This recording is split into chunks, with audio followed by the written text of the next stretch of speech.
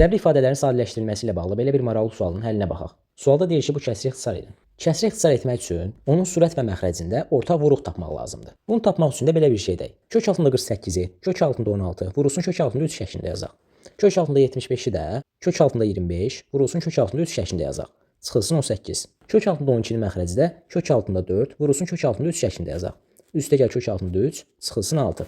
Bilirik ki, kök altında 16-mız 4-dür. O zaman bu ifadə olacaq 4 kök altında 3.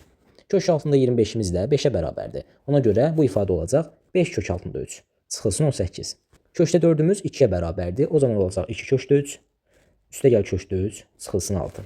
Bərabər.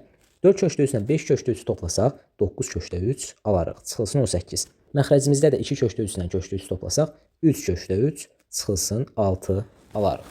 İndi baxaq. Surətdə 3 vuruğu mötərizə xaricdən çıxarsam, alaram 3 vurulsun 3 kökdə 3 çıxılsın 6. Məxrəcdə də 3 kökdə 3 çıxılsın 6. Orta vuruq deyəndə bunu nəzərdə tuturdum. Bunlar ixtisar gedər, yerdə qalar 3. Doğru cavabımız 3-dür.